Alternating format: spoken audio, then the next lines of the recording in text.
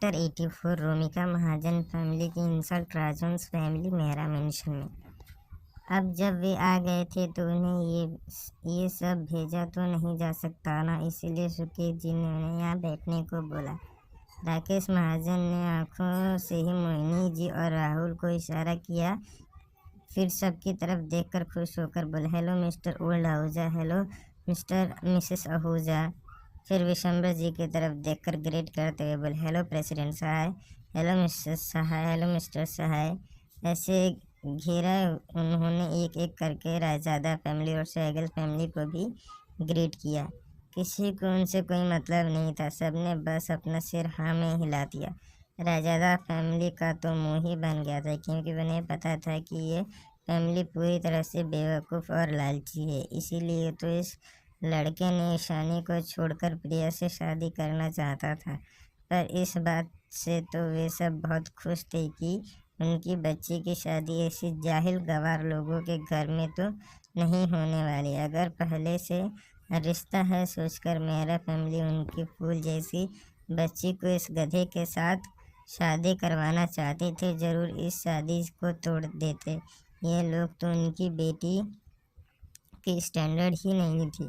राहुल ने भी सबको ग्रीट किया। उसे लग रहा था अगर आज वे इन सब के साथ अच्छा कनेक्शन बना लेगा तो ज़रूर ये लोग आगे चलकर उसके बिजनेस में मददगार साबित होंगे। रोमिका तो अपने सामने इंडिया के सबसे अमीर परिवार की 4 यंग मास्टर को देखकर जैसे खो ही गई थी। आज वे एक साथ सारे हैंडसम बैचलर को देख रही थी।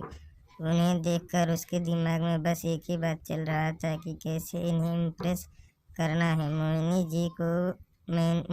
जी की बुलाने में वे होश में आई। मोहिनी जी भी अपनी बेटी को देखकर समझ गई कि वे क्या सोच रही है। ऐसे वे भी यही चाहती थी कि उनमें से कोई उसकी बेटी को पसंद कर ले। ऐसे भी उसकी बेटी रोमिका खूबसूरत थी और मोहिनी का मानना यह था कि कोई भी लड़का खूबसूरत लड़की को देखकर ज़्यादा देर तक खुद पर कंट्रोल नहीं रख सकता। आज नहीं तो कल वे लड़की की खूबसूरती में पिघल ही जाता है, बस उसे अपनी मुट्ठी में करने की ज़रूरत है। मोहिनी रोमिका को अपनी आगे लाकर बोली, रोमी बेटा तुम खड़े क्यों हो, इन सबको ग्रीट करो। अपनी मॉम के इशारे रोमिका भी समझ गई। रोमिका अपने चेहरे पर एक प्यारी सी मुस्कान लाते हुए सबको पोलाइटली में बोली, ग्रीट किया। सब ने बस बिना किसी इंटरेस्ट में हाँ में सिर हिला दिया। रोमिका को भी सबके उसके प्रति ऐसे फीका बिहेवियर देखकर अच्छा नहीं लगा। फिर भी वे अपने चेहरे पर उसी स्माइल को बरकरार रखते हुए रुद्र की तरफ देखकर बोले, हेलो मिस्टर रायजादा। उसे पूरा यकीन था कि रुद्र उसकी खूबसूरती को देखकर उसके साथ बात जरूर करेगा, पर रुद्र ने तो फॉर्मेलिटी के लिए भी रोमिका के बार बार कहने पर और ग्रेट करने पर कुछ नहीं कहा। उसका ऐसा एरोगेंट नेचर से रोमिका और भी डिसअपॉइंटेड हो गई। उसे खुद की इंसल्ट फील हो रही थी। मोहिनी महाजन और राकेश महाजन को भी यह अच्छा नहीं लगा। वे तो चाहते थे इनमें से कोई एक रोमिका को पसंद कर ले ताकि उन्हें फ़ायदा हो, पर वे कर भी क्या सकते थे। उन्होंने तो पहले ही सुना था कि रुद्र रायजादा बहुत रूड और एरोगेंट इंसान है और वे जानते थे कि रुद्र रायजादा को कुछ बोलने की औकात उनकी नहीं थी। रोमिका ने वेद, अभिक और ध्रुव को भी ग्रीट किया, पर उन तीनों ने भी उसे ऐसे ही इग्नोर कर दिया जैसे कोई कचरा हो। रोमिका को अच्छा तो नहीं लग रहा था, पर वे अपने मॉम डैड के साथ दूर सोफे पर जाकर बैठ गई। पर सब अब भी उसकी नज़रें चारों लड़कों पर ही थी। आज तक किसी ने भी ऐसे उसे इग्नोर नहीं किया था, खास करके लड़के तो बिल्कुल नहीं। वे महाजन फैमिली की इकलौती बेटी थी, जिस वजह से लड़के उसके पास मंडराते रहते थे। बहुत खूबसूरत भी थी, जिस वजह से उसे बहुत घमंड था कि कोई भी लड़का उसके प्यार में पड़ सकता है। पर आज उसका ये घमंड जैसे टूट रही थी, क्योंकि इन चारों रिच बैचलर में से कोई भी उसे एक नज़र देख भी नहीं रहा था। राकेश जी उनकी तरफ देखकर बात शुरू करने के अंदाज में बोले, आप सब आज यहाँ, मुझे उम्मीद नहीं थी कि आज हम यहाँ आप सबसे मिलने का मौका मिलेगा। फिर राहुल की तरफ देखकर बोले, और ये मेरा बेटा है, राहुल बहुत काबिल है इंटेलिजेंट भी है। 2 साल पहले उसने बिजनेस ज्वाइन कर लिया है, अब तो पूरा बिजनेस ज़्यादातर यही संभालता है। इतना कहकर उन्होंने राहुल को कुछ इशारा किया। उनका इशारा समझकर राहुल एक पोलाइट स्माइल करते हुए बोला, मैं तो आप सबको बहुत एडमायर करता हूँ। अगर फ्यूचर में मौका मिला तो मैं आपके साथ काम करना चाहूँगा। उसकी बातों से साफ मतलब था कि वे इन पावरफुल फैमिली के साथ बिजनेस करना चाहता है। राहुल की बात सुनकर निखिल जी इंसल्टिंग टोन में बोले, पर मुझे नहीं लगता कि हमें साथ काम करने का मौका मिलेगा। हमारी एक्सपेक्टेशन हाई रहती है और मुझे नहीं लगता है कि आपकी महाजन फैमिली की छोटी बिजनेस हमारे एक्सपेक्टेशन को पूरा कर पाएगा। उनकी इंसल्टिंग बात सुनकर महाजन फैमिली में सबका मुंह काला पड़ गया था। उन्हें लगा नहीं था कि निखिल सहगल सबके सामने उन्हें ऐसे इंसल्ट करेंगे। वहीं बाकी सब को पता था कि महाजन फैमिली के नाम सुनकर जरूर निखिल जी गुस्सा हो गए होंगे, क्योंकि उन सबको पता था कि महाजन फैमिली भी अच्छा नहीं है। यह फैमिली भी जब ईशानी यहाँ थी तब उसे बहुत परेशान किया था, इसीलिए ये तो जाहिर सी बात थी कि सबके गुस्सा आएगा। आखिरकार ईशानी उनकी प्यारी बेटी जो थी। राजेंद्र जी बात घुमाते हुए बोले, ऐसा हम यहाँ आज हमारी बेटी के जन्मदिन की पूजा में आए हैं, इसीलिए आज यहाँ कोई बिजनेस और दूसरी बात नहीं करेगा। फिर अविनाश जी की तरफ देखकर बोले, अंकल आप जरा महापंडित जी को फ़ोन करके पूछिए वे कब तक पहुँच रहे हैं। महाजन फैमिली भी चुप होकर बैठ गई। अगर उन्हें पहले से पता होता कि ईशानी इतने पावरफुल इन्फ्लुएंस रखती है कि इंडिया की सारी पावरफुल फैमिली उसके सिर्फ जन्मदिन की पूजा में आ जाएंगे, तो वे पास्ट में कभी भी ईशानी को परेशान नहीं करते और ना ही वे प्रिया को चुनते। वहीं प्रिया तो बस गुस्से में बैठी हुई थी। उसे पता नहीं था कि राहुल और उसकी फैमिली भी आज यहाँ आ जाएगी। अब वे अपना प्लान कैसे पूरा करेगी।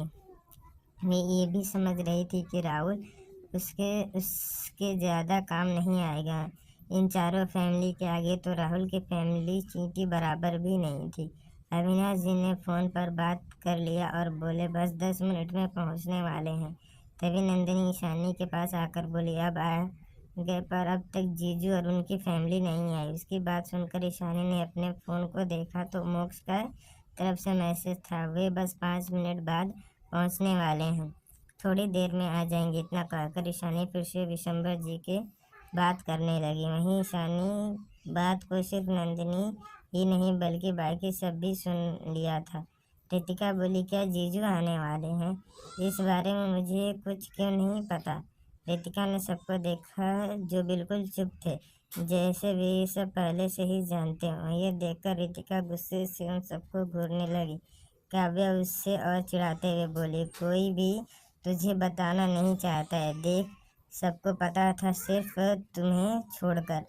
उसकी बात सुनकर रितिका और भी गुस्सा हो गई। उसने बच्चों की तरह मुंह फुला लिया। रुद्र उसे डांटते हुए बोला, तुम उसे क्यों चिढ़ा रही हो? विशंबर जी और देवेंद्र जी के बीच तो आंखों ही आंखों में कोल्ड वॉर चल रहा था और बाकी सब उन्हें देख रहे थे। तभी अविनाश जी हंसते हुए बोले, तुम दोनों बूढ़े चाहे जो भी कुछ कर लो, मेरी पोती मेरे लेगेसी को ही संभालेगी। उनकी बात सुनकर दोनों एक दूसरे को छोड़कर अविनाश जी को घूरने लगे। बिल्कुल नहीं, मेरी पोती पॉलिटिक्स में आएगी, मेरी पोती बिजनेस में मेरी लेगेसी संभालेगी। देवेंद्र जी और दिसंबर जी दोनों ने एक साथ कहा। सारे परिवार वाले हैरान ही उन्हें देख रहे थे। चारों फैमिली के लोग चुप थे और बेबसी से अपना सिर हिला रहे थे, क्योंकि उनके लिए ये सब कोई नहीं बात थी। ये तीनों हमेशा ऐसे ही लड़ते थे कि ईशानी उसकी लेगेसी आगे बढ़ाएगी, पर मेहरा फैमिली और महाजन फैमिली तो सदमे में चली गई थी।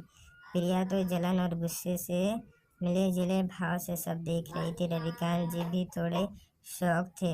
उन्हें लगा नहीं था कि ये तीनों एल्डर उनकी पोती को अपना लेगेसी सौंपना चाहते हैं। सुकेत जी और आरती जी भी हैरान थे कि इतने बड़े बड़े फैमिली के एल्डर चाहते हैं कि ईशानी ही उनकी लेगेसी आगे बढ़ाए। समीर, दक्षित, रिहान और रेहान भी शौक होकर सब कुछ देख रहे थे। ईशानी सब कुछ सौंप कर ये छोटी बात नहीं थी। सब समझ रहे थे कि चारों फैमिली ईशानी से कितना प्यार करती हैं। महाजन फैमिली में भी सब हैरान थे। ये सभी बड़े बड़े फैमिलीज ईशानी को अपना सब कुछ देने को तैयार थे। अब तो उन्हें और भी पछतावा हो रहा था कि काश वे सब ईशानी को ही घर की बहू बनाते तो आज उनके पास किसी चीज़ की कमी नहीं होती, ना कनेक्शन की ना पैसों की। आज उनका रुतबा इतना बड़ा हो गया होता कि बड़े बड़े फैमिलीज भी उनके आगे झुकते। आप सिर्फ से आप फिर से शुरुआत मत हो जाए। दादाजी उन तीनों को झगड़ा करते देख ईशानी ने अपनी आंखें छोटी करते हुए उन तीनों को घूरते हुए कहा। ईशानी को घूरते हुए देख तीनों चुप हो गए और आंखों ही आंखों में एक दूसरे को अब भी चेतावनी दे रहे थे। ईशानी की एक बार बोलने से तीनों चुप होते देख सबको हंसी आ रही थी। ध्रुव और रुद्र तो खुद को कंट्रोल नहीं कर पाए और जोर से हंसने लगे। मेहरा फैमिली और महाजन फैमिली भी हैरान थे कि कैसे ईशानी के एक बार बोलने से ये तीनों परिवार के हेड चुप हो गए। इसी बात से पता चलता है कि ये सब ईशानी को कितना मानते हैं। अगर ईशानी की जगह और उन्हें आंखें दिखाते हुए तो शायद लोग उसे दुनिया से ही गायब कर देते। उन्हें खुद पर हंसते देख तीनों उन्हें घूरने लगे। देवेंद्र जी उन दोनों की तरफ उंगली पॉइंट करके गुस्से से बोले, वह तुम दोनों आवारा, तुम दोनों की हिम्मत कैसे हुई हम पर हंसने की। अविनाश जी और विशंबर जी भी उन दोनों को घूरते हुए देखने लगे। सब बात कर रहे थे कि तभी बाहर बहुत सारी गाड़ियां एक साथ रुकने की आवाज़ आई। तभी बटलर दौड़ते हुए हॉल में आया और पैनिक करते हुए बोला, सर बाहर राजवंश फैमिली आई है। बटलर की बात सुनकर सब सदमे थे। राजवंश फैमिली यहाँ क्यों आए हैं? क्या वे भी ईशानी के जन्मदिन की पूजा में आए हैं? सबका दिमाग में बस यही एक बात चल रही थी। अभी के लिए इतना दोस्तों, मिलते हैं नेक्स्ट चैप्टर।